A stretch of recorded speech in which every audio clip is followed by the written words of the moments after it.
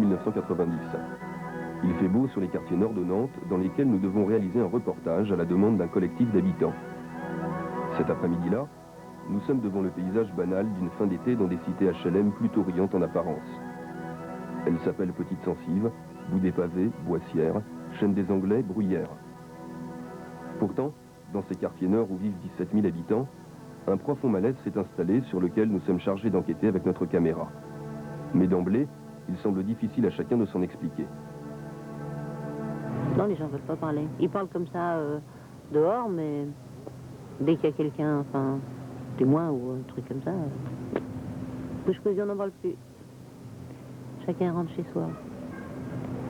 Ils ont peur. Construits rapidement dans les années 60, ces ensembles d'immeubles, loin de favoriser la vie communautaire, ont entraîné rapidement l'isolement de chacun. C'est un peu la mentalité du quartier. Les gens restent chacun dans son appartement. Ouais, chacun, c'est ça. Et puis le bien-être de tout le monde, bon, rien à foutre. Tout le monde, ça touche pas. C'est tranquille, c'est bien. Ah oui, très mal insonorisé, on entend tout ce qui se passe d'un voisin chez l'autre.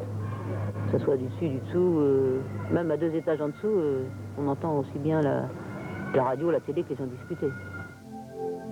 Conçus sur un schéma où le qualitatif n'était pas la première loi, certains groupes de logements ont été réhabilités ces dernières années. Beaucoup reste à faire, mais aujourd'hui, le problème numéro 1 des quartiers nord est ailleurs. Au dire des habitants, il est d'abord là où sont les jeunes, qu'ils supportent de plus en plus difficilement.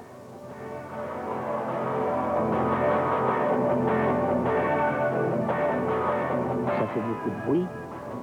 Les mobylettes, les voitures, les harapages, oui, bon, bah, les postes, la musique à tue-tête, quoi.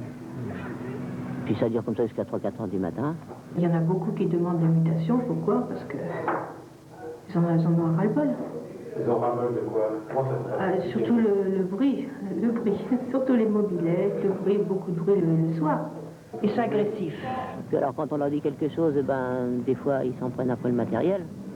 C'est-à-dire après les voitures, après ben, les mobylettes sont toutes désossées dans les garages à vélo. Bon, il y en a, plus personne ne met rien dans les garages à vélo. Parce que où il n'y a plus d'essence, où il n'y a plus de lumière, où il n'y a plus de roue directement, où il n'y a plus de mobylettes. Puis alors les carreaux des voitures, quand les gens respectent trop. On sait bien qu'il faut qu'ils se défoulent et tout, mais il y a une certaine limite, vous voyez. Disons qu'au point de vue propreté, au début qu'on est arrivé, les pelouses étaient restées propres, tout restait propre. Tandis que maintenant, c'est vraiment le bazar. Mais certainement qu'il y a des personnes qui voudraient certainement sortir et qui ne peuvent pas sortir, ils ont peur. On avait un quartier qui était... On aimait bien notre quartier, mais maintenant, bien... On a vraiment des ennuis au niveau de pas de voisinage, mais des jeunes. C'est surtout eux qui mènent la guerre dans le quartier.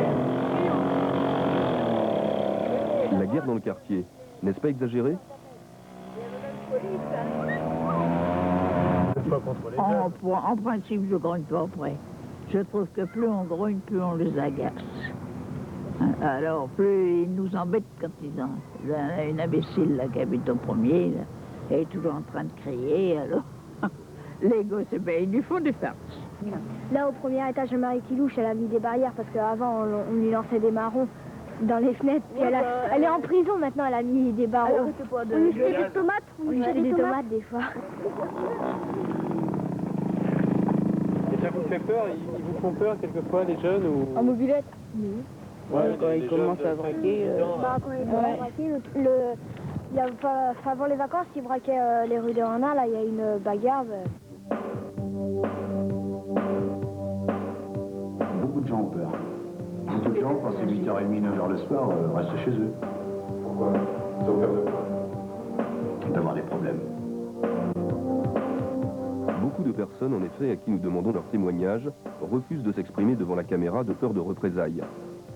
Il nous reste à aller la nuit à la rencontre de ces jeunes dont on parle tant. Premier rendez-vous, la Petite-Censive, rue du Paraguay, endroit spécialement chaud ces derniers temps. Ensuite, nous irons au Dragon du Chêne des Anglais,